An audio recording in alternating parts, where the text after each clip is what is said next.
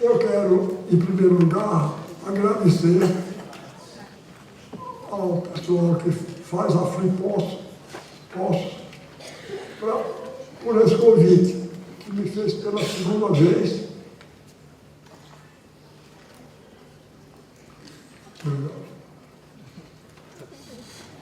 Mas eu quero, sobretudo, agradecer a vocês pela presença, porque eu vou dizer uma coisa, eu vim porque sou eu, mas isso pode sair no 1º de maio, feriado. Não nada. Um viu vai de 86 anos, não dá. Vai de 86 anos, eu só aguento eu. E vocês se largaram de casa para vir para cá. Eu não tenho como agradecer. Agora, eu preciso dizer a vocês que nós, escritores, somos uma raça muito perigosa. Eu tenho medo desgraçado de virar um escritor vaidoso, porque uma coisa antipática. Uma coisa antipática, um escritor vaidoso. Mas vocês estão me botando numa situação difícil. Daqui a pouco eu fico convencido. Vocês virem para cá, num feriado, Ave Maria. Pois bem, e as histórias de validade de escritor, eu vivia contando por aí. Existia um escritor, eu vou dizer o nome dele, porque ele não se incomodava não, ele era vaidoso, e essa coisa simpática, era um vaidoso assumido, não fazia essa hipocrisia da falsa modéstia.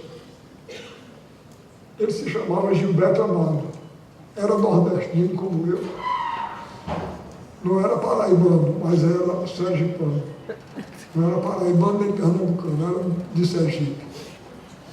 Ele era primo de Jorge Amado, foi diplomata brasileiro, foi embaixador, e era vaidosíssimo. E não sei se vocês sabem, mas quando a gente entra na Academia Brasileira de Letras, a gente faz um discurso, o que está entrando, e escolhe um acadêmico já da casa para nos receber. E quem recebeu Gilberto Amado foi um escritor, porque eu tenho o maior respeito, maior admiração, e tinha maior amizade. Aliás, eu tinha, não, eu tenho. Ele não é mais vivo, não, mas eu continuo com a mesma amizade. Ele se chamava Alceu Amoroso Lima. E era um homem de caráter. E exerceu uma influência sobre mim fundamental. Vou já dizer por quê. Depois eu falo o motivo. E o doutor Alceu foi escolhido para fazer para receber Gilberto Amado. E fez um discurso que foi uma beleza. Aí no outro dia Gilberto Amado telefonou para a casa dele e doutor Alceu não estava, atendeu Dona Maria Tereza, que era a esposa de doutor Alceu. Aí Gilberto Amado disse, mas Dona Maria Tereza, que beleza de discurso Alceu fez ontem para me receber. Aí Dona Maria Tereza disse, é verdade, doutor Gilberto, muita gente já telefonou para aqui hoje para dizer isso, que o discurso foi uma beleza. Ele disse, também não admira não, porque com um assunto como eu era muito difícil de ficar bom o discurso. Então, eu vivia contando essa história, de repente eu percebi que eu estava caindo no mesmo erro. Porque vocês imaginem, eu vou dar aula hoje aqui sobre mim mesmo. Que coisa horrorosa. Quer dizer, eu estou me considerando um assunto tão bom. Eu estou ofendendo Gilberto Amado, que eu vou dar uma aula ao meu respeito. Mas vocês depois vão entender o que eu estou querendo dizer com isso. Esse livro aqui foi feito por um genro meu e assessor, chamado Alexandre Nóbrega. Ele me acompanha para todo canto. Todo lugar que eu vou, ele faz o meu trabalho de assessoria, ele faz todinho, e ele está ali, e eu vou pedir que ele se levante para vocês conhecerem. Levanta aí, Alexandre.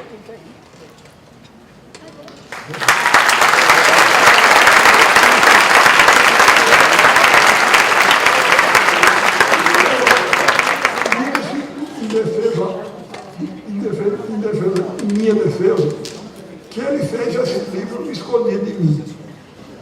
Eu notei, no setembro para cá, Alexandre tirou um retrato meu. Eu até tirei uma brincadeira com ele. Eu disse, que é isso? Você está querendo fazer um ensaio fotográfico para a revista Playboy?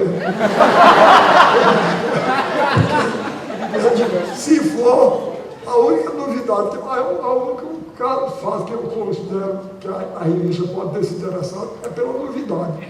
Porque primeiro vai ser um homem e não uma mulher. Um homem feio e velho. Aí ele digo, está danado. Como é? E eu digo, além do mais vestido. Coisa que eu acho que nunca aconteceu na Playboy. Pois é, era esse livro. Ele fez um livro. Eu não vou mostrar nada do livro, não, porque nós vamos ver. Eu pedi a ele para passar umas figuras, para vocês verem o livro, porque eu disse isso brincando, não vou falar, eu vou falar sobre mim mesmo, enquanto agente dessa longa viagem que eu estou fazendo pelo Brasil inteiro. Eu digo a vocês, da minha biografia, que não interessaria, mas eu tenho horror para viajar. Horror. Uma vez eu fui dar uma aula dessas em Curitiba, e uma mocinha muito delicada lá da secretaria que promoveu, foi me receber no aeroporto. Aí quando eu desci lá, ela disse, ó, professor, muita alegria recebê-lo. Fez boa viagem. Eu disse, minha filha, você vai me desculpar, mas eu não conheço viagem de avião boa, não. Eu só conheço 2 tipos de viagem de avião.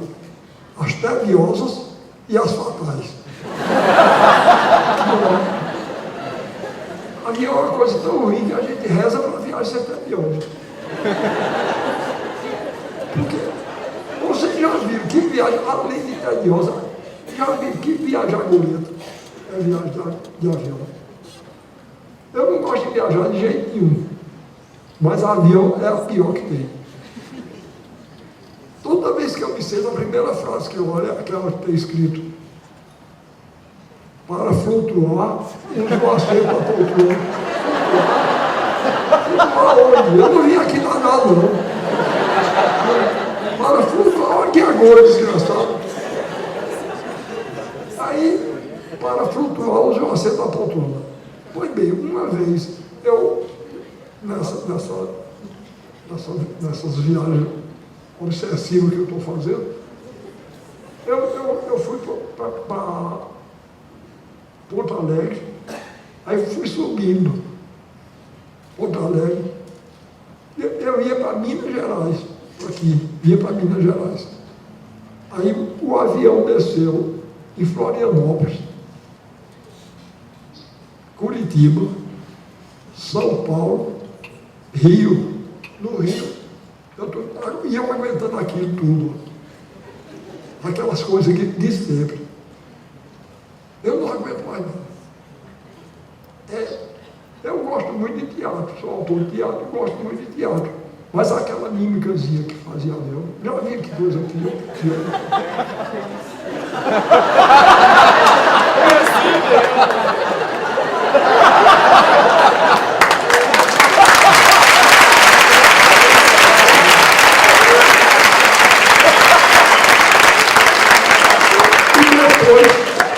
para ouvir aquelas mesmas frases, não é? Aquelas mesmas frases. Olhem os seus pertences, irmão, eles podem ter se deslocado durante a viagem. Eu não aguento mais, não. Eu já ouvi 300 mil vezes, eu não aguento mais. E depois, como se fosse pouco, diz em português, com sotaque, aliás, horrível, que não é de estado nenhum, eu já fiz uma pesquisa, né? É sotaque de aeroporto. Eles fazem um curso para falar daquele jeito. Outro dia eu ia no avião, uma moça disse, olha, uma simpática, chegou e disse, o senhor aceita café, senhor? Eu não sei o que você está dizendo, não, fala direito. Aqui não é sotaque, pode ver, que além de conseguir bastasse em inglês, não é? Em inglês. Não aguento mais não. Está uma invasão na língua portuguesa. E com uma língua horrorosa. Uma língua feia. É uma língua feia, em inglês. Alemão é pior, mas... Uma vez vieram me convidar para eu ser professor na Alemanha. Vocês imaginam? Eu digo, eu nunca saí do Brasil. Nem saio, eu só saio daqui se me botar para fora. Você imagina, a gente vê aquela frase para flutuar e atravessar o mar todinho. Vou lá. Uma vez eu ia do Recife a Salvador, para a Bahia. Ia de carro. Aí foi um adepto do avionismo, porque o avionismo é uma religião. Foi um sujeito em minha casa me convencer, né? Olha que sujeito metido. Eu não vou na casa de ninguém. Não é uma falta de educação. Não, você vai para Salvador, vai de avião. Vai. Eu vou lá, vou de carro. Vai de carro. Por quê? Você tem medo? Eu sou um sertanejo. Eu não posso dizer que tenho medo de coisa nenhuma. Eu não tenho medo de coisa nenhuma. Eu conheço a palavra medo, porque já li no dicionário, mas eu não sei o que é isso. Eu tenho raiva. Vai bem. Aí foi um camarada que disse, mas rapaz, você vai daqui para Salvador de carro. Eu disse, ele disse, você sabe que estatisticamente está provado que carro dá mais desastre que avião. Repare que me agorando, não é? Aí eu disse, e você sabe, Disraeli foi primeiro-ministro da Inglaterra, um dos homens mais inteligentes do tempo dele. Ele dizia que existem 3 qualidades de mentira. A mentira comum, a mentira deslavada e a estatística.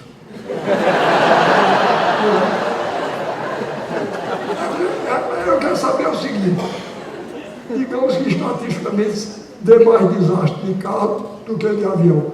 Eu quero saber o seguinte, pegue 50 desastres de carro e 50 de avião, eu quero saber qual foi o que teve mais sobrevivente. Para ver que estatística ela conversa. Aí ele disse, mas rapaz, você vai no carro, de repente um buraco na estrada, o carro cai e você morre. Eu disse, pior é avião, para todo lado que você vai, o buraco acompanha.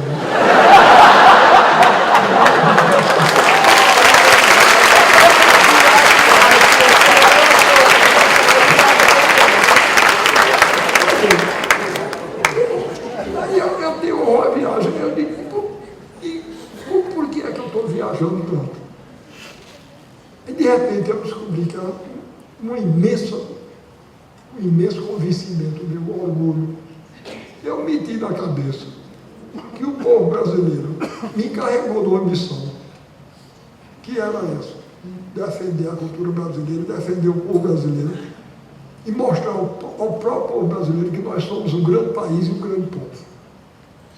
E eu meti na cabeça que o povo brasileiro... Agora, eu acredito que a alma humana é dividida em 2 hemisférios. O hemisfério... Agora, esse hemisfério, cada um, digamos que é dividido por uma cruz assim. Então fica um hemisfério aqui, o outro hemisfério. E assim, porque nesse hemisfério de cá, eu chamo o hemisfério do rei. Nesse outro, o hemisfério do palhaço. Mas todos os dois são complementares. É por isso que eu digo, no hemisfério do rei, o rei é complementado com o profeta. E no outro, o palhaço é complementado com o poeta, pelo poeta. Então, a gente tem o hemisfério rei e o profeta, o hemisfério palhaço com o poeta. Mas bem, eu tenho dentro de mim duas pessoas. Aliás, eu digo brincando, às vezes, que um sou eu. O outro é esse tal de Ariano Suassuna, que é um sujeito trabalhoso, um velho cabuloso e trabalhoso. Só esse tal. Vocês não imaginam o trabalho que ele me dá. Esse livro que eu dou é para ser Ariano Suassuna, e não eu. Então, como eu sou escritor, isso se refletiu na minha literatura. E eu inventei um bocado de personagens, cada um para representar alguma coisa que eu faço. Tem um personagem que representa o Ariano Suassuna romancista. Tem outro que representa o Ariano Suassuna dramaturgo. O Ariano Suassuna dramaturgo é representado por um personagem chamado Adriel Soares. Eu escolhi de propósito, não sei se estão notando, mas é as mesmas iniciais, AS, do meu nome.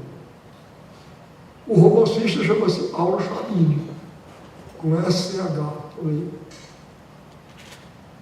O poeta chama-se Altino, esqueci o nome, Altino, não, eu esqueci o nome do meu personagem.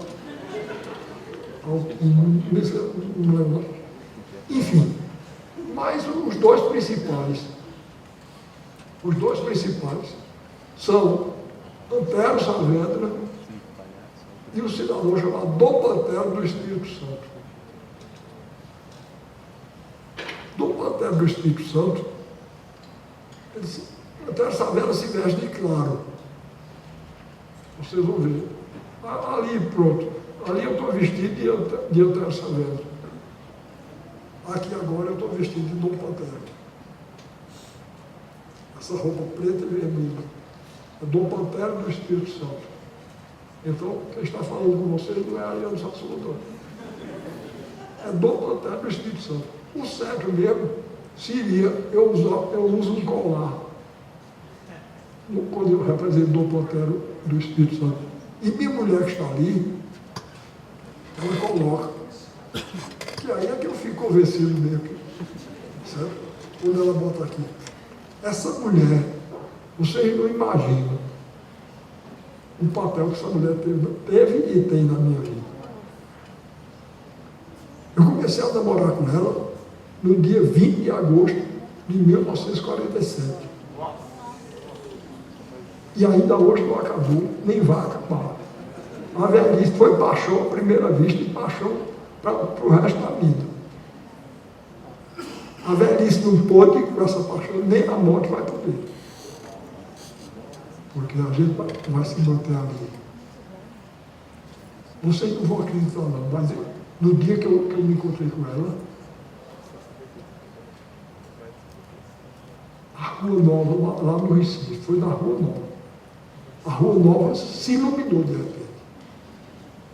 Ela tem os olhos agateados, aí daqueles olhos agateados saiu uma chispa, e iluminou a rua todinha.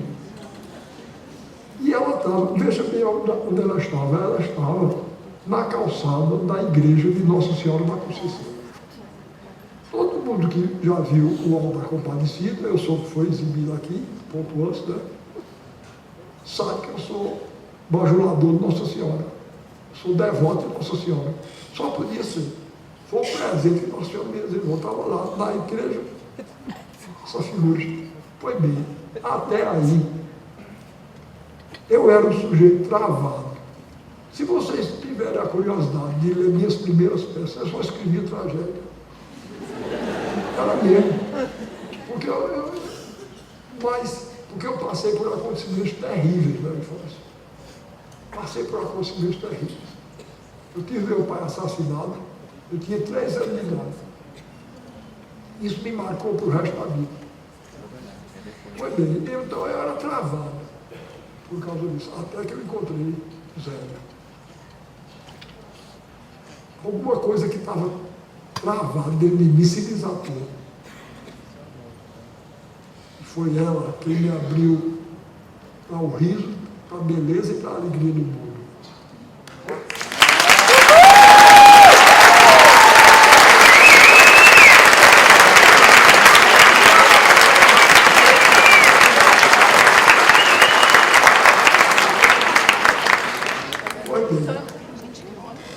Essa mulher extraordinária, então, ela, coitada, ela me acompanha para todo canto. Eu já estou que não me aguento mais. Você imagine ela. Eu vejo a hora, porque que uma pessoa durma numa aula minha, tudo bem. Mas que eu mesmo durma, eu estou ligado. Quando eu vejo a hora, eu acontecer. E ela também, eu fico com vergonha. Tem hora que eu estou olhando assim, eu vou contar uma história, aí eu olho para ela, aí eu desvio a vista, porque eu tenho a impressão que ela diz, meu Deus, já é aquela história de novo. Mas ela arranja sempre um jeito. Para tudo ela arranja um jeito. Quando a gente era jovem, e o pessoal dizia que eu era feio, com toda razão, porque justiça seja feita a velhice, não foi a velhice que me ferrou, não. Eu sou feio desde menino. Graças a Deus ela tem bom gosto. Pois bem, aí, ela, quando o pessoal dizia que eu era feio, ela dizia, meu filho, olha, você não se preocupe não. Só teria uma coisa que eu acharia feio em você. É se você fosse careca, mas você não é. Ela, coitada, nunca esperou que eu ficasse. Aí eu fiquei. Foi bem, ela já está ajeitando. Ela disse, não é esse tipo de careca que eu acho feio, não. Essa cena eu acho muito bonzinho, muito bonitinho. Foi bem. Essa mulher é extraordinária. Aí, me acompanha para todo canto. Mas foi ela que eu devo isso a ela, essa alegria. Eu digo, foi bem. Então, com isso, eu pude deixar falar o lado do palhaço. Meu, o palhaço e o poeta falaram em mim, depois do encontro com o Zé. E eu, então, pude escrever peças como meus irmãos mais velhos, eram os 5 filhos homens, 5 irmãos homens, eu era o último, só tenho vivo eu. Mas os meus irmãos mais velhos diziam que quando eu era moço, era um assassino desgraçado, porque eu não sabia, quando eu não sabia o que fazer com o personagem, eu matava. E é verdade, eu matava mesmo. Mas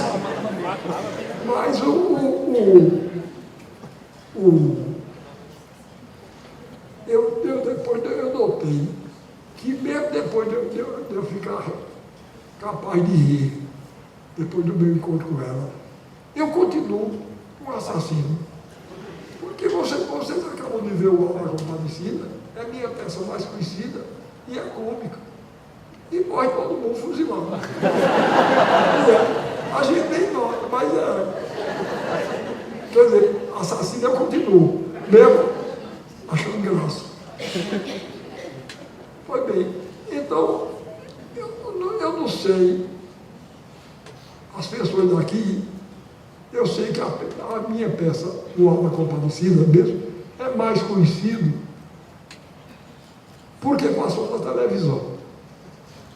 Então, eu quero que levante a mão aqui as pessoas que conhecem o Alma Compadecida, de ler ou de ver no teatro. Levante a mão, por favor. Tem muita gente. Eu pensei que tinha menos. Foi bem. Então, as pessoas que estão aqui, que leram, ouviram no teatro, sabem que no Alma Compadecida eu sou representado por um palhaço. Eu estou dizendo isso porque na televisão, meu amigo Guilherme Arraes virou o palhaço. Eu discordei dele e disse a ele, eu digo, não, você não devia ter tirado, não. Não sei se vocês viram aqui, mas quando o filme começa, fica João Grilo, Chicó, anunciando o filme, não é? A Paixão de Cristo. Pois bem, quando eu era menino, em Itaperuá, no setor da Paraíba, era num circo que se passava filme. Ela no circo. As primeiras peças de teatro que eu vi na vida, vi no circo. O circo era um lugar, pois ainda hoje o circo para mim é uma coisa importantíssima. Quando o governador Eduardo Campos me chamou para ser secretário dele, eu disse, eu tenho algumas condições. Primeiro, repare que secretário desgraçado, eu não quero pegar em papel nem dinheiro. Um secretário. Ele disse, não tem problema não, eu ligo sua secretaria diretamente a mim e quem vai cuidar de papel e dinheiro para o que você quiser fazer é a Secretaria da Casa Civil. E está assim mesmo. Secretário, eu não toco em dinheiro. Aí, a outra coisa que eu quero é que, desde menino, eu sonho em ser palhaço e circo. Porque vocês não imaginam a alegria que eu tinha quando eu era menino. A alegria essa dada pelo circo. Bastava dizer, o circo chegou, já o mundo melhorava. E eu ia ver. Eu ficava felicíssimo. Quando eu entrei, tinha umas pessoas que estavam ali esperando para entrar. Aliás, eu soube depois, se não teria ido lá abraçá-los, eu soube que foi gente que não teve direito para entrar. Conseguimos!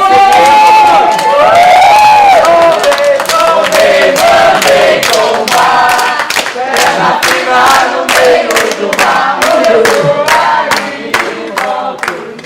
Muito bem, foi esse grupo mesmo. Eles estavam cantando. E eles me saudaram com esse canto do circo. Aí eu vi logo que eles já saíram. Então não gostava nada de eu ter mantido o palhaço. Mas enfim, ele achou que e fez um trabalho muito bom, eu sou muito grato a ele. Não estou reclamando não, estou só constatando.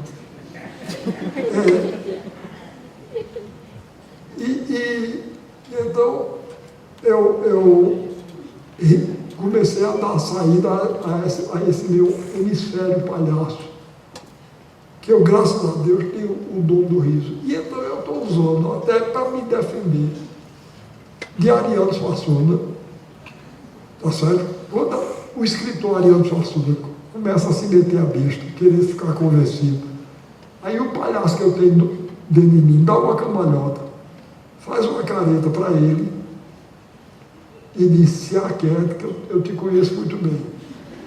Se aquiete, que eu sei que é você, não vem para cá não. Fica convencido.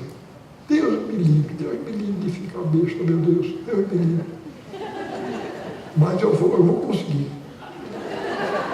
Pois bem, então, Alexandre começou a documentar essas minhas viagens.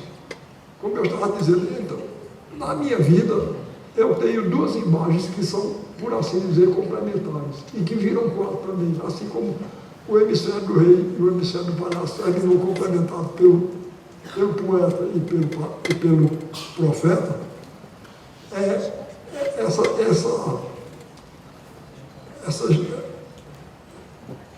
Eu estou ficando caduco, eu estava falando de que eu estava falando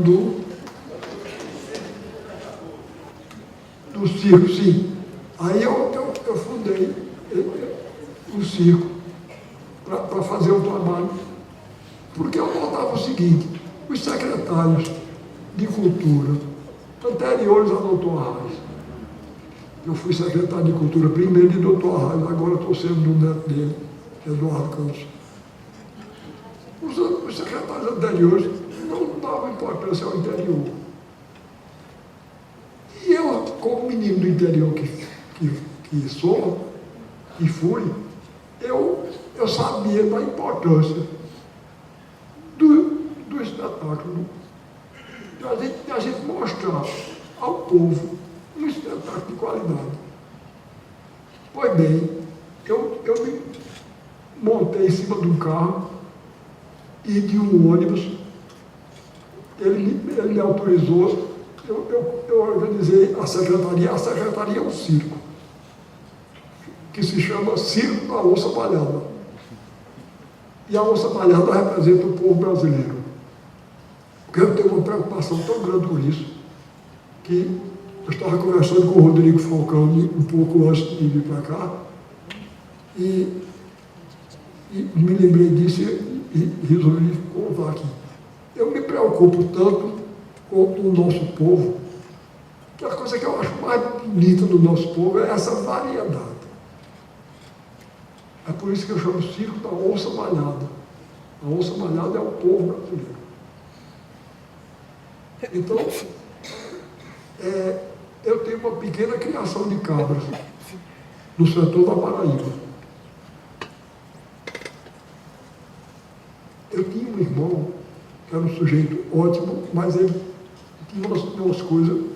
Ele era médico, como o Rodrigo, e só tinha uma paixão na vida, era biologia. Ele era louco por biologia. E um dia eu despertei a gira dele, porque ele começou a falar em biologia e eu estava cansado. E outra coisa, ele sofria de insônia. Só chegava lá em casa na hora que as outras visitas estão saindo. 11h30 da noite ele chegava. Saía a 1h da manhã, 2, 3. Aí ele danou-se a falar sobre biologia, eu peguei no sono.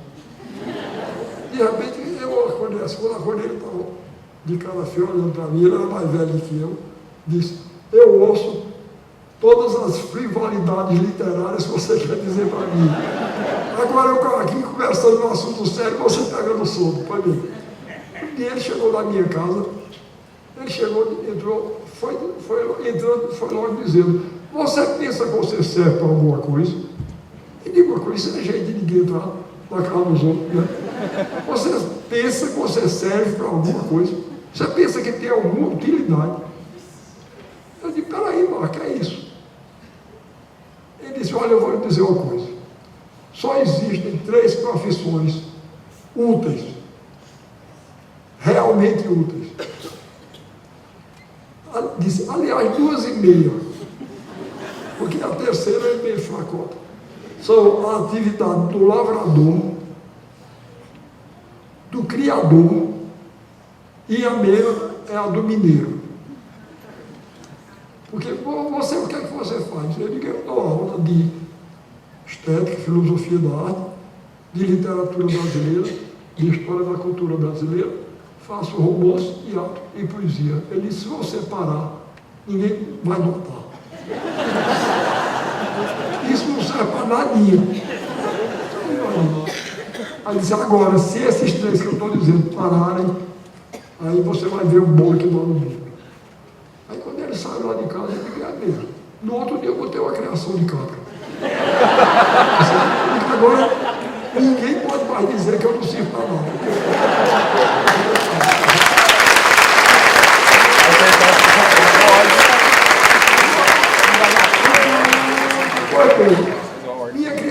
Na minha criação de cabras, eu crio 4 cores de cabras.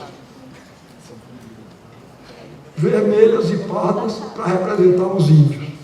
A cultura indígena é a primeira vertente da cultura brasileira, não é? Cabras brancas, com a lista escura aqui, para representar os portugueses. Cabras pretas, para representar os negros.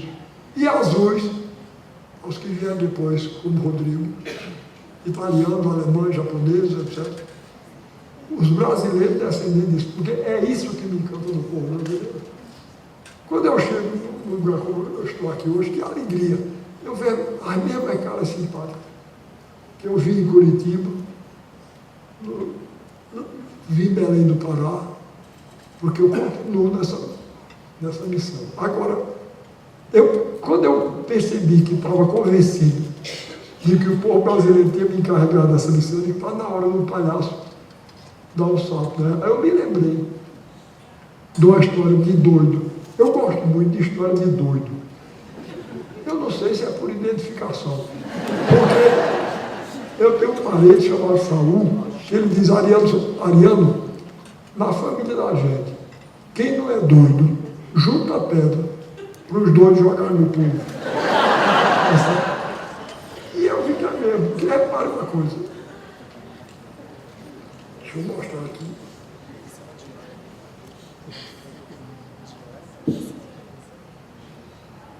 Vocês não se preocupem não, que eu não vou ler isso tudo aqui.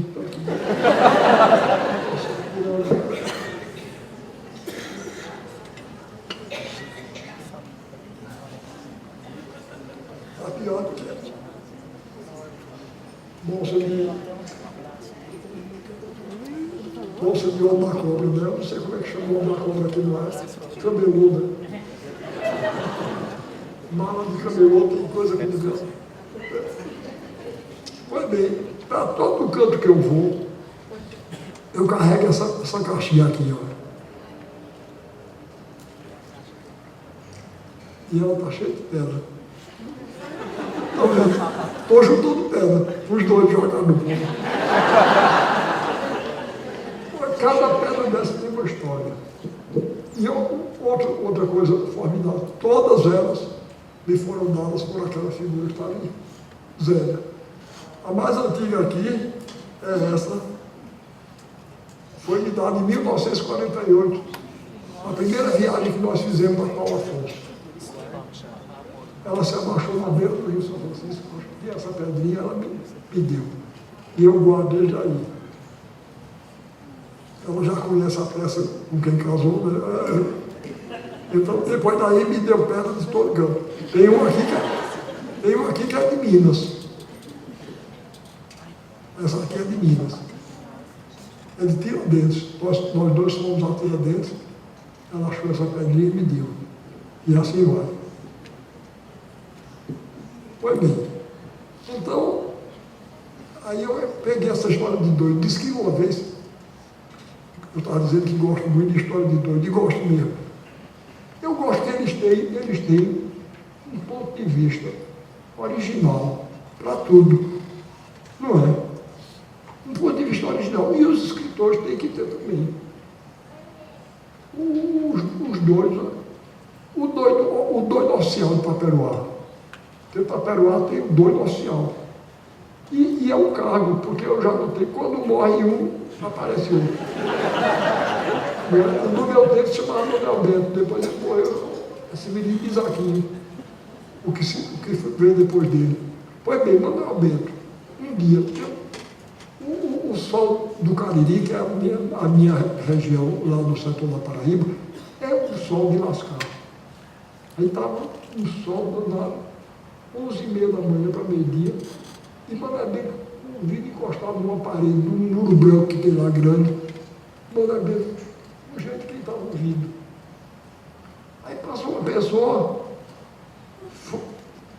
ele foi ouvir também. Daqui a pouco, umas 8 pessoas no bote, todas.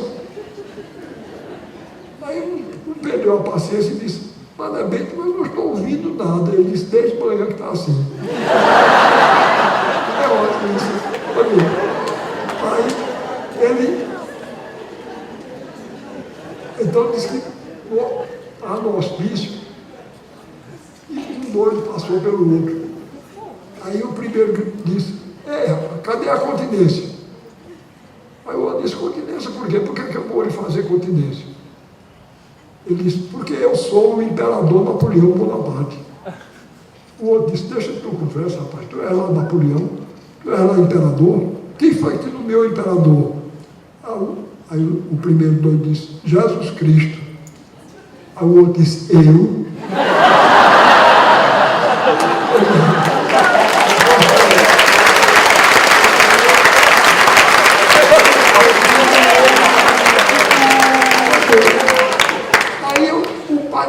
Quando eu vi que eu estava ficando convencido de que estava enfrentando uma missão, eu apelei para o palhaço, né? O palhaço deu uma cambalhota e eu fez uma careta para Ariano Suassuna.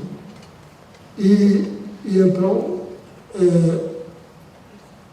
eu fiquei com medo, em todo canto eu digo isso, eu fiquei com medo que o povo brasileiro, por exemplo, o povo brasileiro me carregou de uma missão, o povo brasileiro dizer para mim, eu me carreguei você missão não, para mim. Eu vivo com esse medo. Mas enfim, eu quero então, vou pedir a Alexandre para passar as imagens do livro que ele chamou O Decifrador. Não vou passar todas, não, vou passar algumas e eu vou comentar dentro dessa linha que eu acabei de dizer.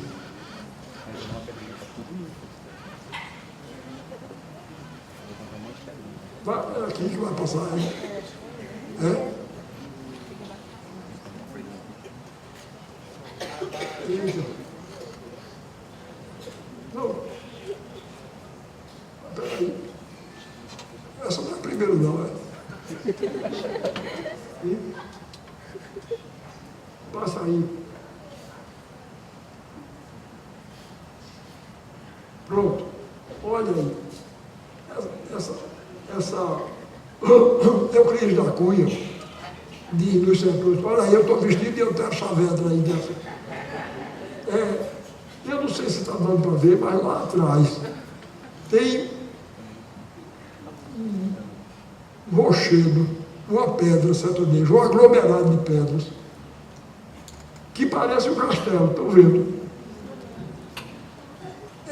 Isso ficou muito importante para mim, porque Euclides da Cunha diz, no livro Os Sertões, ele diz que certos aglomerados de pedras sertanejas parecem ruinarias de castelos.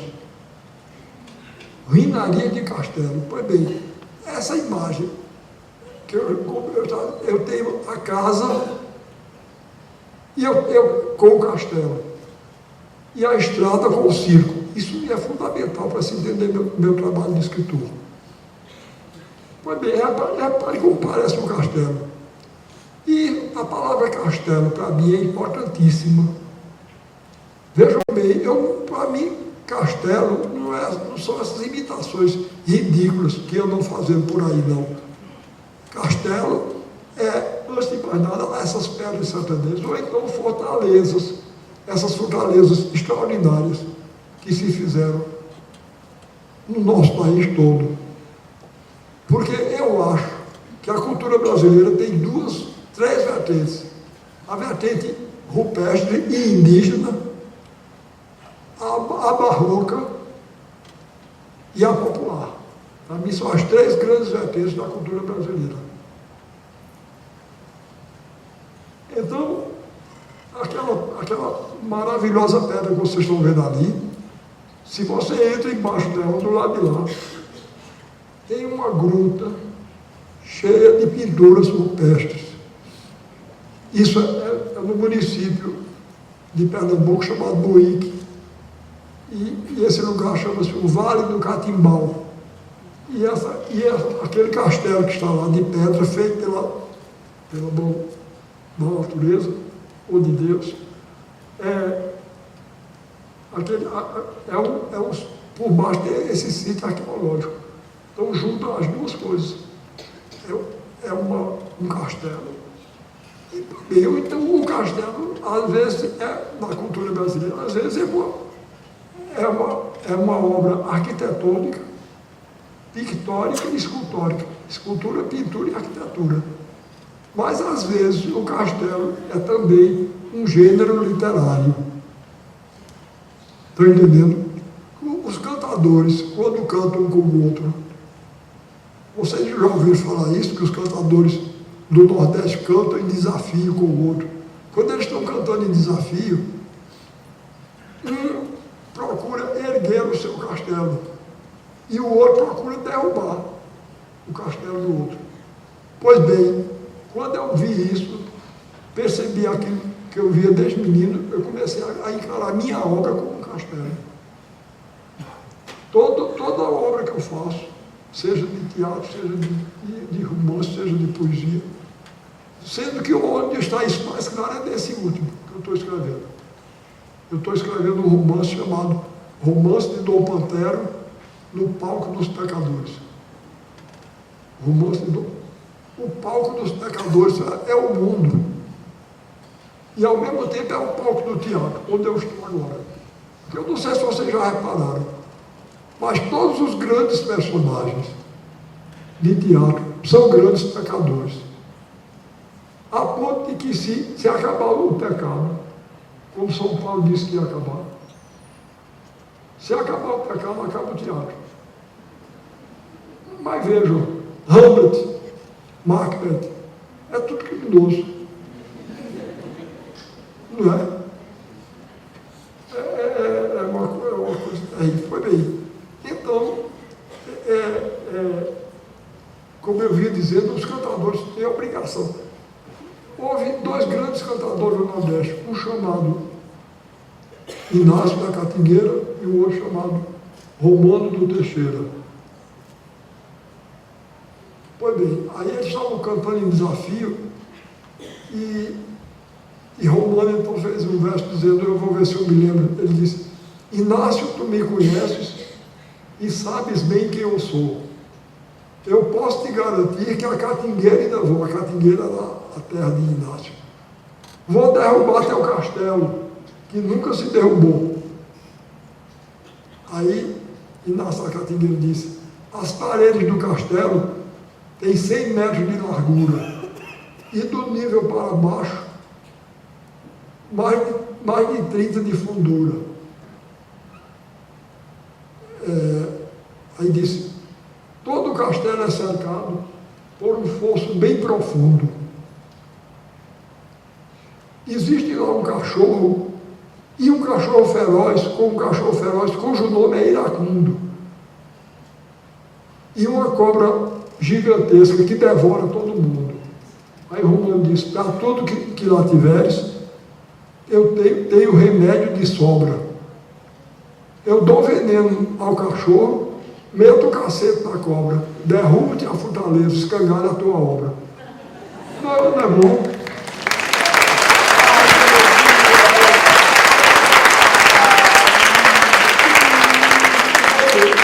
Então, depois que eu vi isso, eu digo, é a minha salvação. Eu vou fazer o castelo para mim. Agora, com base na minha casa. A minha casa, olha, não é para estar na minha frente, não é linda. Tá certo? A minha casa é linda. Mas vamos lá, passar outra imagem. Se eu demorar desse jeito e tudo, passa. Bom, olha aí o que eu dizia. Repare, isso aí é uma fortaleza nordestina que, para mim, o castelo, ou são essas ruínas, esses aglomerados de pedras, ou então são as fortalezas, que são belíssimas, não é? Eu não sei se aqui em Minas tem fortaleza, tem alguma, eu acho que tem. Igreja eu sei que tem muita e boa, mas fortaleza eu não me lembro bem assim. Eu sei que em Mato Grosso tem uma linda, o Forte Príncipe da Beira, e no Maranhão tem uma linda, e lá no Paraíba tem uma linda, Pernambuco tem, Alagoas, Bahia, enfim. Então, para mim, o castelo é isso aí. Está vendo? Passa para outro, Alexandre.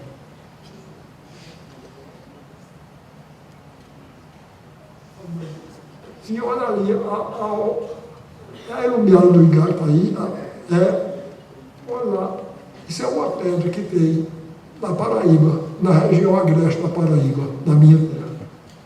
Foi feita pelos antepassados dos índios. Porque eu sempre me revolto, eu acho que eu falei disso aqui na última vez que eu vim aqui. Eu sempre me revolto quando vejo, eu fui a uma exposição em São Paulo uma vez, na cidade de São Paulo. Aí estava um cartaz da exposição, dizia assim, arte brasileira, uma história de 5 séculos. O que é que quer dizer isso? Que a arte brasileira só começa quando os portugueses chegam.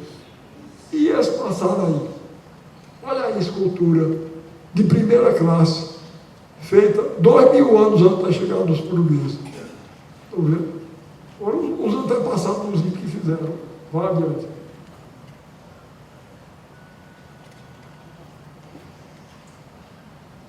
Bom, agora, me perdoe, essa é a minha terra.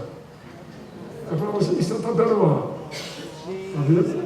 E eu pedi para botar essa fotografia, porque eu não sei se vocês estão vendo uma torre estranha.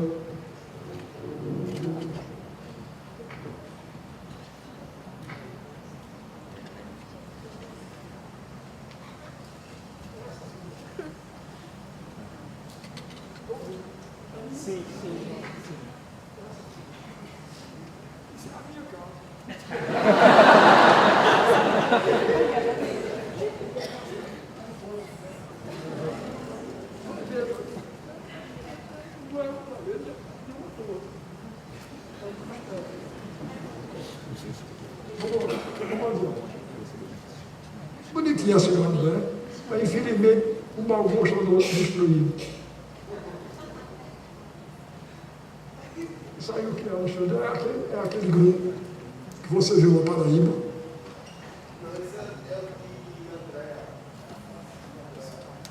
Ah, é. Isso é uma peça minha, é por aí, rapaz, eu sou, como eu digo, eu estou montando um circo. Olha aí meu circo. Isso é uma peça feita por um grupo do Rio de Janeiro. A gente viu em São Paulo, não foi? E isso aí é o retrato do grupo no espetáculo de São Paulo. Mas vocês vejam o ambiente de circo apresenta no meu teatro, né? Vamos lá. E eu ali, doido, sozinho no meio. Bom, agora, isso aí foi uma coisa que eu herdei do meu irmão Marcos.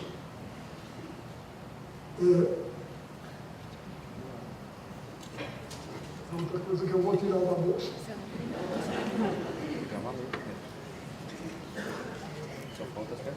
Vocês estão vendo o que é isso? Um pegador de roupa. Eu acho isso uma coisa da maior importância. Tá certo? E ninguém dá importância, então eu mostro, repare bem. Olha, os que aqui foram admiradores de Darwin, me perdoem, mas eu não levo a sério aquela história, não. Essa história de que a vida, repare o que eles dizem. Vocês sabem que isso aqui é feito de molécula, né? Isso aqui é feito de molécula. Eu sou feito de célula, como vocês todos. Até hoje ninguém conseguiu dizer como foi que molécula virou célula. Mas eles fazem tudo para isso. Eles chegaram a inventar, eles chegam a mentir. Olha, não existe nome mais pretensioso do que bebê de proveito. Eles têm mania de pensar que são capazes de criar a vida. Bebê de proveito é criado do mesmo jeito dos outros. E enrolado de ele não é criado na proveta, não. Ele vem da proveta já pronto. Eles disseram no sistema mesmo que era do tempo de Adão e Eva. Pois bem, então, eles inventaram que, de repente, primeiro era só moléculas no mundo. De repente, um grupo de moléculas enlouqueceu e virou célula. Aí ficaram célula. De repente, uma célula disse para a outra, isso é muito tedioso. Todo mundo assim, célula, você vira fêmea, eu viro macho. Aí eu viro assim, daqui a pouco, macho,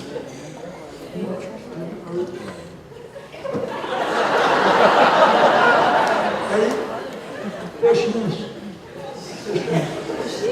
Aí, de repente, um peixe ou dois levantaram as asas, começaram a bater e eu vou lá. Acabou. Repara, um peixe virou um passarinho.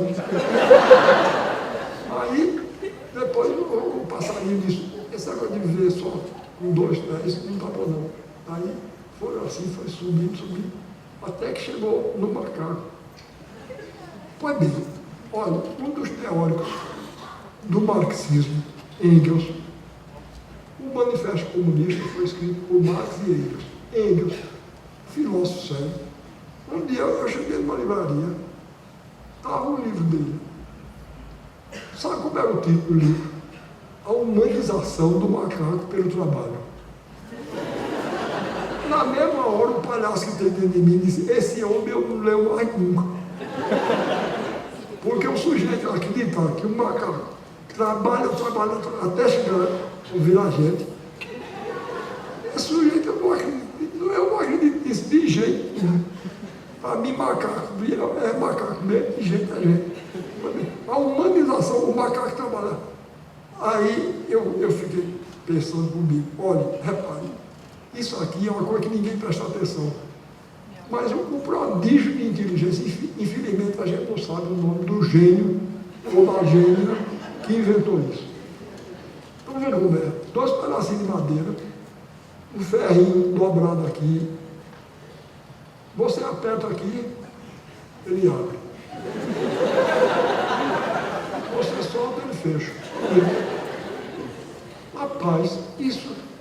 Eu vou dizer uma coisa a vocês. Um macaco pode trabalhar 5 milhões de anos. Quem me fala um negócio desse?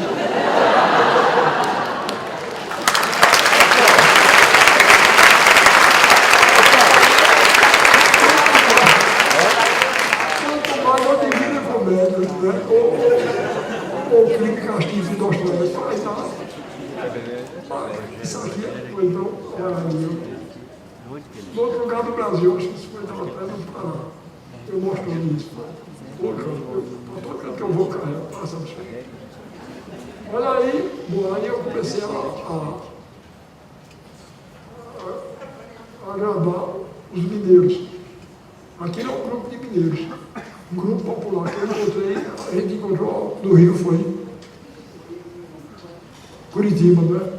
Foi bem, estavam lá essas mineiras maravilhosas, elas cantam e dançam, uma coisa maravilhosa. Olha como se diz, que coisa bonita, são verdadeiras rainhas e princesas, o povo brasileiro. Fala adiante.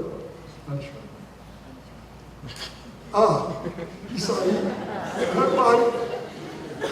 repare que isso é no aeroporto do Rio de Janeiro. Repare que coisa triste. Um dono de loja brasileiro bota o nome, não dá para vocês verem ali não, mas o nome é horrível em inglês. E olha que eles botam na frente o herói dele, o super-homem, estão reconhecendo. Vocês já pensaram, olha, eu penso sobre tudo. Tá certo? É a única vantagem que eu levo sobre os outros. Eu não recebo uma ideia feita de ninguém. Pode ser a mãe do Papa. Eu sou católico, mas se a mãe do Papa vier me dizer uma coisa, eu vou pensar assim. Bom, agora começou uma coisa importantíssima. Eu falei em doutor Alceu Moroso Lima, né? Ele tem uma frase que eu acho importantíssima para a gente entender da cultura brasileira. Ele disse: do Nordeste para Minas corre um eixo que não por acaso segue o curso do Rio São Francisco, o rio da unidade nacional. A esse eixo o Brasil tem que voltar de vez em quando, se não quiser se esquecer de que é Brasil. Adeus.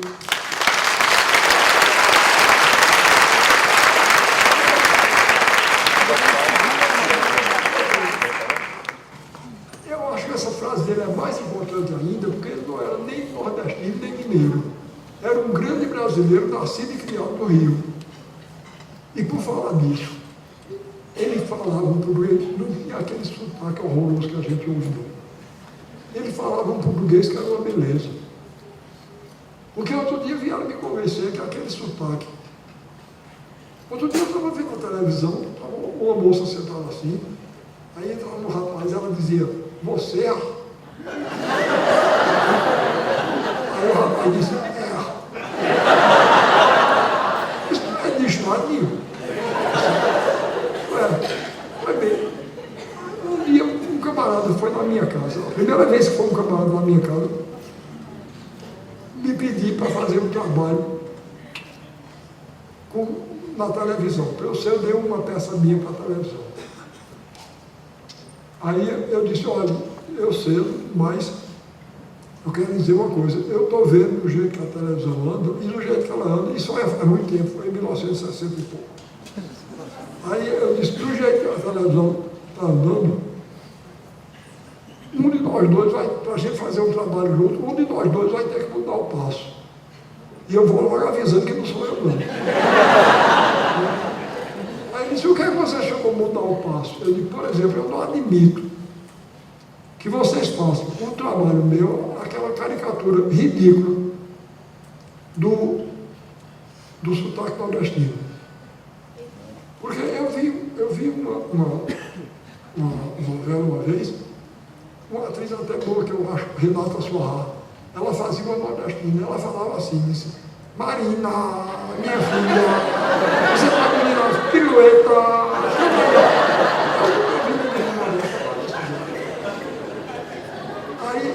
Aí eu disse para ele, eu digo, olha, eu vou lhe dizer, como é que eu ouço vocês falando?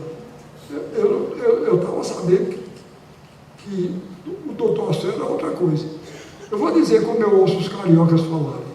Aí eu disse a seguinte frase, para nós da polícia, assim, foi uma alívio saber que uma boa quantia de dinheiro, 18 milhões de reais, foi remetida a Titio para a sua campanha política.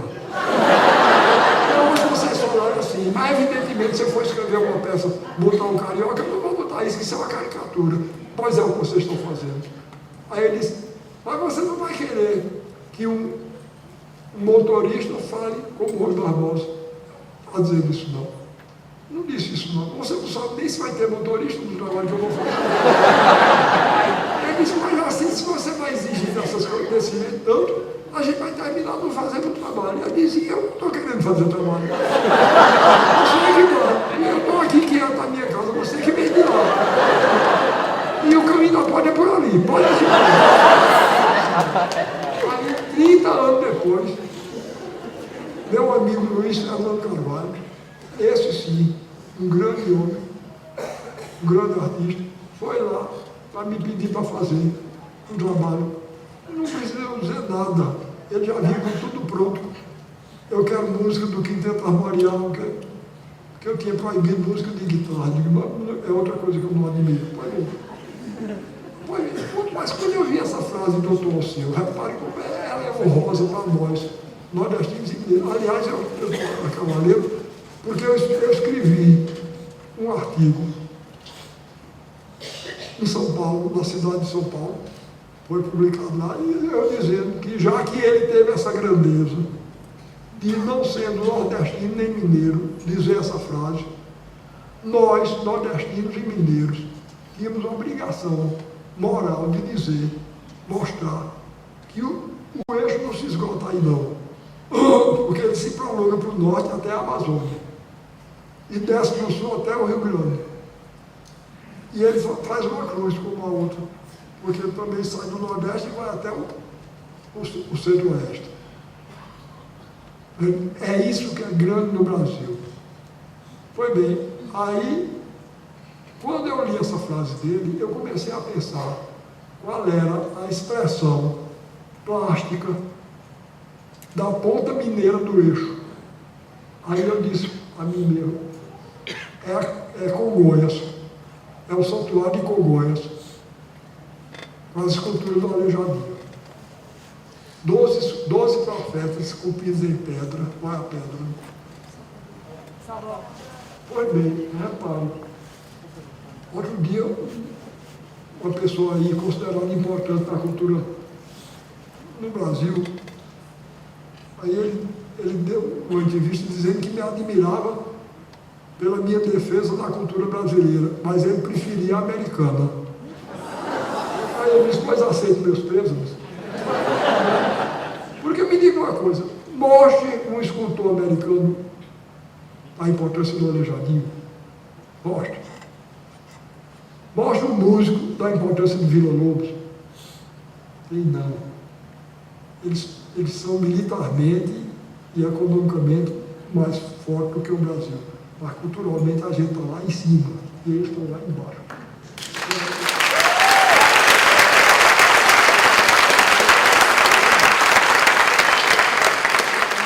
Esse é um escultor de importância mundial, tá certo? O Aleijadinho.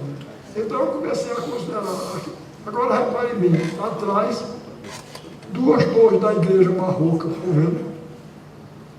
E no pátio, os 12 profetas passam achando.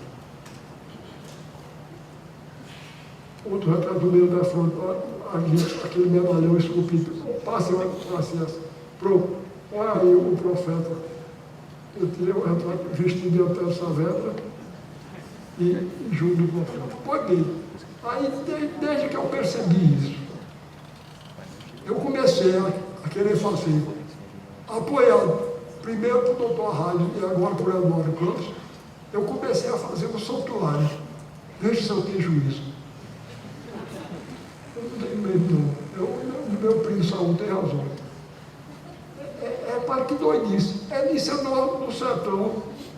Como eu sou de Lacerada, de Pernambuco e a Paraíba, minha mulher é pernambucana, eu sou paraibano, Pernambuco me acolheu como filho, quando eu estava sendo perseguido politicamente para a Paraíba. Eu comecei a ser perseguido politicamente, eu tinha 3 anos de idade. Foi bem, aí eu resolvi construir lá, nesse lugar, é mesmo na divisa. Tem 2 pedras lá que eu disse, essas vão ser o equivalente da igreja barroca de Congonhas. 2 pedras enormes. E uma é na Paraíba e a outra é em Pernambuco. A divisa passa no meio mesmo. Aí eu, com o auxílio do grande escultor popular Arnaldo Barbosa, comecei a fazer 16 esculturas em pedra. Comecei do governo Arrasto, terminei agora. Está pronto. Lá, quem quiser ir visitar pode ir da hora. Foi bem. Rapaz, que doidice. Mas por outro lado, vocês vejam uma coisa, a gente olha assim, talvez nem tenha medida, mas me diga uma coisa, se acontecesse uma catástrofe, se aparecesse um vulcão e cobrisse isso, e daqui a 5 séculos, um arqueólogo descobrisse isso, ele não ia ver que o Brasil era uma cultura de respeito, uma civilização de respeito, não ia. Repare que coisa linda. Eu acho. Não sei se é a falta de juízo minha, mas eu acho que é. Vamos lá adiante. Olha lá as 2 pedras, estão vendo? A divisa do Pernambuco e Paraíba passa ali mesmo. E ali estão as 3 figuras centrais. O Cristo no meio, em posição de preeminência, Nossa Senhora do lado de cá, São José do lado de lá. Passa, deixa eu ver. Olha aí, eu diante. Para vocês verem a dimensão da escultura. Tem 3,5 metros cada um. E granito. Repare, compare o tamanho da escultura comigo ali. É verdade que ali, para ver mesmo, eu tinha que estar mais acima. Porque eu estou mais acima. Mas mesmo, ela tem o dobro do meu tamanho. A escultura, em pedra. Passa. Bom, isso é. Olha, eu só podia ser ligado a essa ideia do castelo. Olha a casa onde eu passei minha infância. O único ano que eu tive direito de passar ao lado de meu pai, passei nessa casa. É uma fazenda de 1710, no setor da Paraíba. Passa. Chama-se Acauã. Eu vou ver se tenho coragem. Eu dediquei, como eu disse a vocês, quando meu pai foi assassinado, eu tinha 3 anos de idade. Então eu vou ver, se eu sou muito mole para chorar, eu tenho medo de chorar, mas eu vou ver se dá para eu ir até o fim, que eu quero recitar para vocês o soneto que eu escrevi para ele e que é ligado a essa fazenda. O soneto chama-se Fazenda Acauã, lembrança de meu pai. Então eu vou dizer, vou ver se dá para chegar até o fim. Se eu não der, vocês não me levam mal, não. Mas eu acho que dá. Aqui morava um rei quando eu menino. Vestia ouro e castanho no gibão. Pedra da sorte sobre o meu destino, pulsava junto ao meu seu coração. Para mim, seu cantar era divino, quando, ao som da viola e do bordão, cantava com voz rouca o desatino, o sangue, o riso e as mortes do sertão. Mas mataram meu pai. Desde esse dia, eu me vi como um cego sem meu guia, que se foi para o sol transfigurado. Sua efígie me queima. Eu sou a presa, ele a brasa que impele ao fogo acesa, espada de ouro em pasto ensanguentado.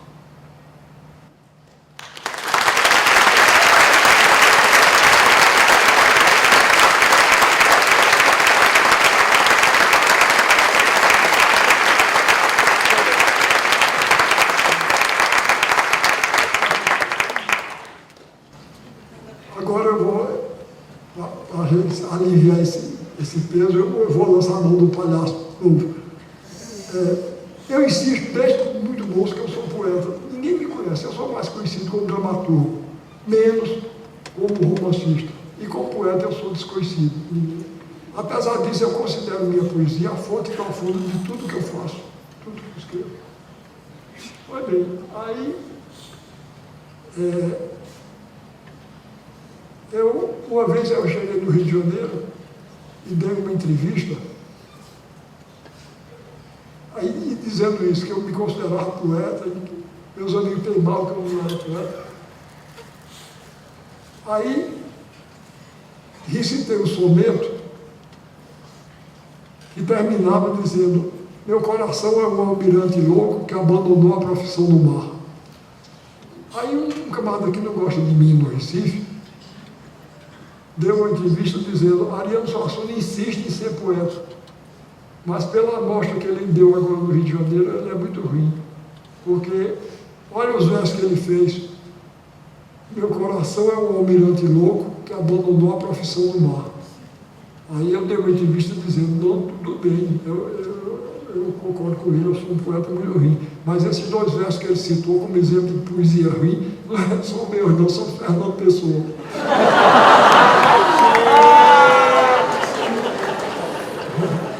Ele enfiou a viola no saco. Olha aí, eu pedi para Alexandre, isso foi um retrato que Alexandre tirou sem a gente ver, nem eu vi, nem Zé viu. Estão vendo? Eu trouxe para mostrar aqui. Não se vê por aí que são dois velhos apaixonados, não se vê. Repare que coisa maravilhosa. Eu não estou dizendo pela minha parte, não, estou dizendo pela parte. Pronto, passa isso. Olha o jardim da minha casa. Não é bonito? Pois bem, agora eu vou revelar para vocês uma coisa. Estão vendo essas esculturas de lá naquele painel ali? Sou de Zélia. Ela é escultora e faz gravura de primeira classe. Não está vendo? Além de tudo, além de ser boa para mim, boa mãe, boa mulher, extraordinária como é, ainda é um artista. Eu sou um privilegiado mesmo. Nossa aí, Alexandre.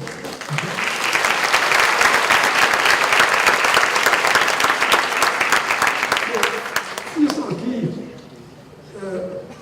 vejam bem, não me levem a mal o que eu vou dizer, mas eu não aceito uma coisa que, isso não vai fazer mal nenhum a ele, porque ele tem praticamente a unanimidade do Brasil, mas Oscar Niemeyer, eu não concordo quando dizem que ele é um grande arquiteto brasileiro.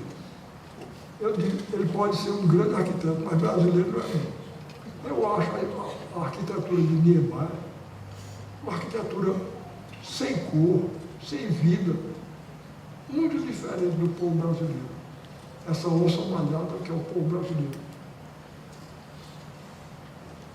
Olha, a primeira vez que eu fui a Brasília, eu disse: vocês me perdoem, mas eu tenho a impressão que fizeram um susto a essa cidade. Ela empalideceu e nunca mais recobrou a cor. Porque é uma cidade pálida.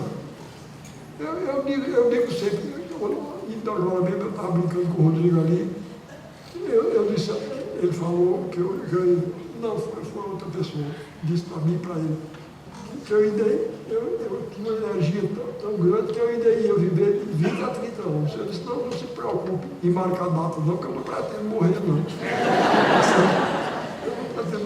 Mas eu disse lá em Brasília: eu não pretendo morrer. Mas se um dia me acontecer isso, eu peço a Deus que não seja em Brasília. Eu tenho a impressão que é um cemitério mais desconfortável do mundo. É o cemitério de Brasília. Eu nunca fui lá não, mas eu tenho a impressão, porque a própria cidade é desconfortável. Imagina o cemitério de lá. Pois bem, para mim, grande arquiteto brasileiro foi esse negro extraordinário, que ninguém sabe o nome dele, chamado Gabriel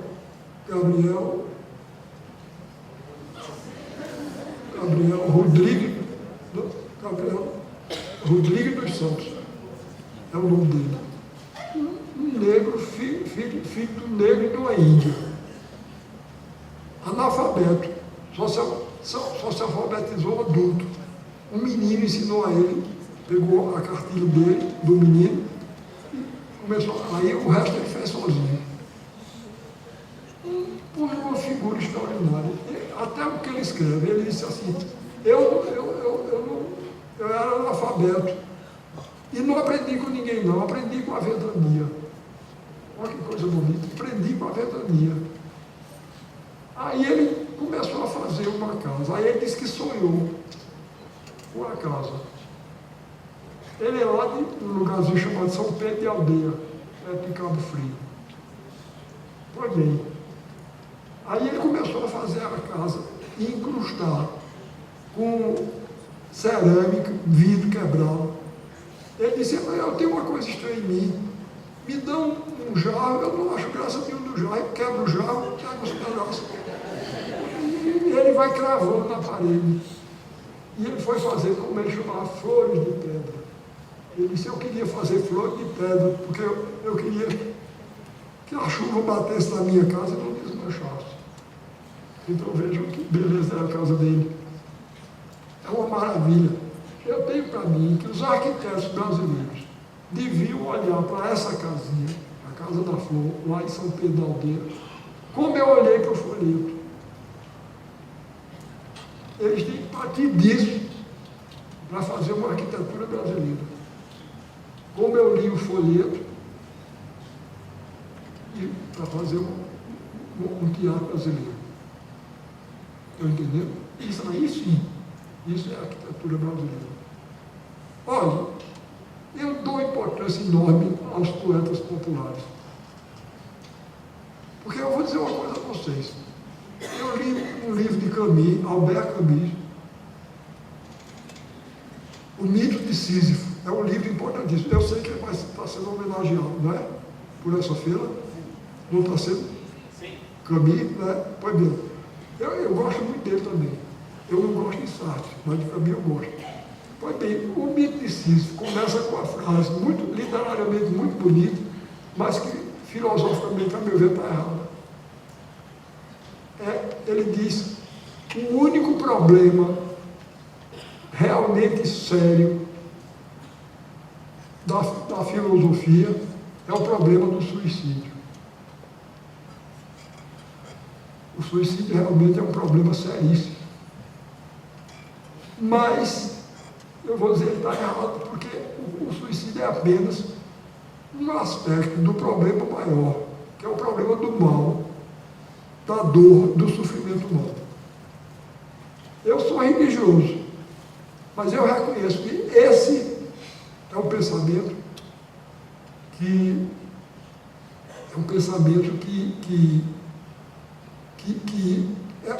é uma pergunta que uma pessoa que não acredita em Deus pode me fazer e que me deixa muito angustiado.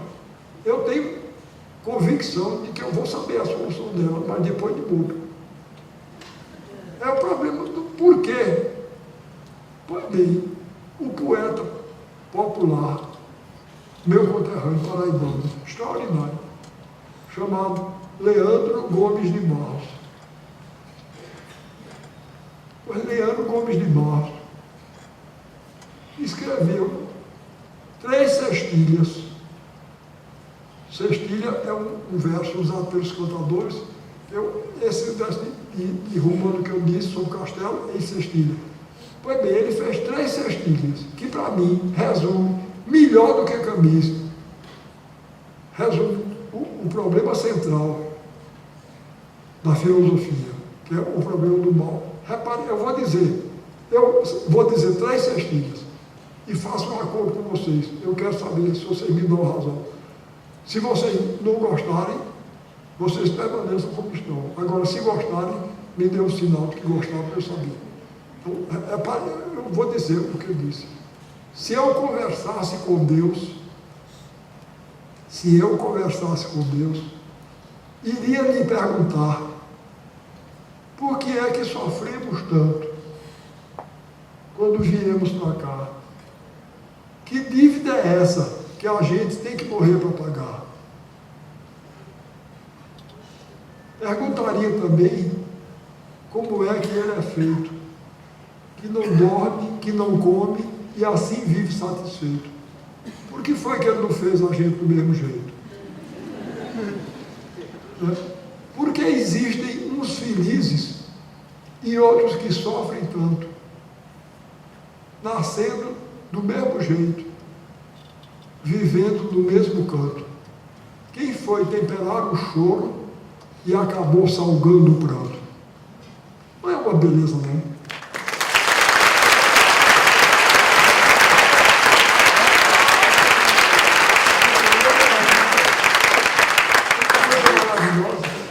Quem foi temperar o choro, quer dizer, dar uma certa graça, e acabou salgando o pranto? Foi bem isso. Foi esse Leandro Gomes de Barros fez na poesia e na literatura o papel de Gabriel Joaquim dos Santos. Que Gabriel Joaquim dos Santos fez com aquela canção da Vamos Adiante. Terminou? Hein? Terminou, né?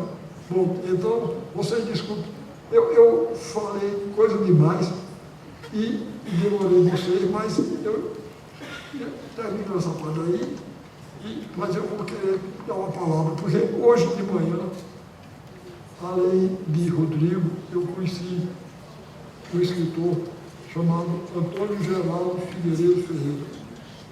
E ele, no meu tempo, eu só folhei o livro dele, mas eu encontrei algumas coisas que vão me servir para concluir a aula. Repare, tem um textozinho chamado Jornal. Ele define o jornal, diz, horóscopo, falências e obituário. Para que mais? Não é bom? Foi bem. Eu me lembrei disso porque eu resolvi ler para vocês aqui, porque o povo brasileiro, em outro lugar aqui, ele fala da criatividade do povo brasileiro. E é verdade. O povo brasileiro, acabei de mostrar, né? A criatividade do povo brasileiro. E o povo brasileiro tem umas coisas engraçadíssimas. No tempo da ditadura, só restava ao povo brasileiro o riso. Não é? Molière, o grande dramaturgo francês, ele dizia que não existe tirania que resista a uma gargalhada que dê 3 voltas e redondela. É por isso que os tiranos têm tanto medo do riso. Não existe tirania que resista a uma gargalhada. E é mesmo. É verdade. Pois bem, nesse tempo, então, tinha uma história que eu achava muito boa. Disse que vinha um camarada todo dia, chegava na banca de jornais, comprava um jornal, olhava a primeira página, deixava o jornal lá e ia-se embora. Uns 30 dias disso, ou 40, o dono da banca disse, olha, não tome como pelo contrário, para mim é até bom, porque eu vendo o seu jornal 2 vezes. Você compra uma vez, paga, deixa aí, eu vendo a outra. Mas que negócio é esse que o senhor... Ele disse, não, é porque eu só me interesso por notícias fúnebres. Aí o camarada disse, mas notícias fúnebres? As notícias fúnebres não são na primeira página, não. São lá dentro do jornal. Ele disse, meu amigo, a notícia fúnebre que eu ando procurando, eu tenho certeza que vai sair da primeira página. Era a morte do ditador do plantão. Bom, então, a outra coisa que eu marquei,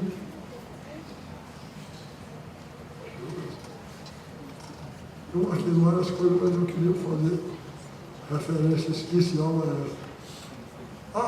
Eu achei graça porque ele é jovem e, no entanto, ele escreveu 80 anos e parece que fui eu que escrevi. Tá certo? É todos os nomes do velho. Mas o que eu queria ler mesmo era outra coisa que ele fala aqui.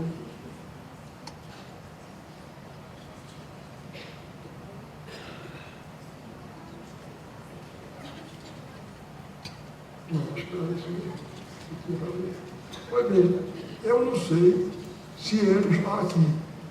Ele se chama Antônio Geraldo Figueiredo Ferreira e falou, está aqui, então levanta aí para o povo conhecer vocês.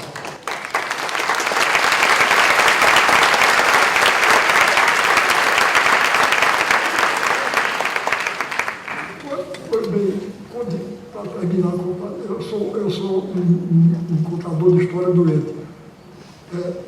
Outra história que inventaram no tempo da ditadura que eu acho ótima. O pessoal contava que um dos presidentes na época tinha fama de burro. E era. Burro mesmo. Aí o pessoal contava que um dia ele ia visitar uma escola primária, no outro dia, uma escola de primeiro grau, né? Aí os assessores disseram, presidente, olha, uma coisa que causa muita simpatia é você fazer perguntas aos estudantes. Aí ele está doido? E se eu não souber a resposta? Aí disse, não, a gente faz uma lista para o senhor. Então, os assessores prepararam uma lista de perguntas com a resposta, né? Aí ele ficou, lá no Nordeste a gente chama filando, não sei aqui, colando, né? Aí chamaram o menino no outro dia na escola. Aí ele, quem descobriu o Brasil? O menino, Pedro Alves Cabral. Muito bem. Em que dia? 22 de abril de 1500. Muito bem. Quem celebrou a primeira missa? Frei Henrique de Coimbra. Muito bem. Aí disse, vamos passar agora para o campo das ciências naturais. A quantos graus serve a água? O menino disse, 100 graus. Ele olhou e disse, não senhor, 90 graus. Aí o menino disse, 100 graus. Ele, 90 graus. Aí a professora, morrendo de medo, disse, presidente, o senhor desculpe, mas realmente, a água ferve a 100 graus. Ele olhou e disse, é mesmo, quem ferve a 90 graus é um ângulo reto.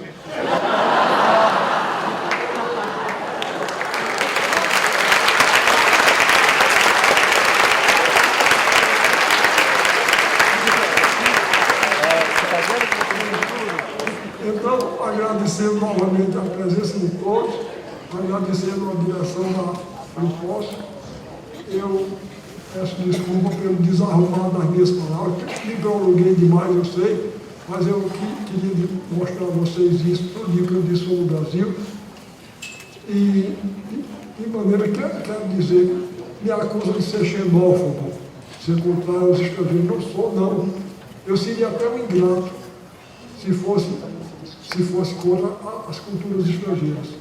Eu devo muito a Molière, que era francês, devo muito a Cervantes, que era espanhol, devo muito a Dostoiévski, que era russo. Então, eu não tenho contra cultura nenhuma hostilidade, pelo contrário. Agora, o que eu falo mal é contra essa cultura de massas, porque essa é ruim mesmo, aqui em todo lugar. E andam querendo mostrar a gente como modelo. O povo brasileiro não pode se deixar persuadir por isso, não. Um povo que tem uma arte como essa, que eu mostrei aqui, a escultura do Aleijadinho, a escultura de Arnaldo Barbosa, a arquitetura de Gabriel Joaquim dos Santos, o povo que tem isso é um povo que tem o direito de levantar a cabeça, tem direito de acreditar em si mesmo. E eu vou dizer uma coisa, se nós, no Brasil oficial, nós das classes privilegiadas, se nós nos portarmos à altura desse povo, vocês, eu talvez não vejo mais não, mas vocês vão ver ainda nesse século esse país iluminar o mundo. Então, é por isso que eu quero não ter hostilidade contra cultura nenhuma. De país de fora nenhum. O que eu quero é fortalecer a nossa. Porque aí qualquer coisa que nos venha de fora, em vez de ser uma influência que nos esmaga, que nos descaracteriza, que nos corrompe, passa a ser uma incorporação que nos enriquece. Muito obrigado.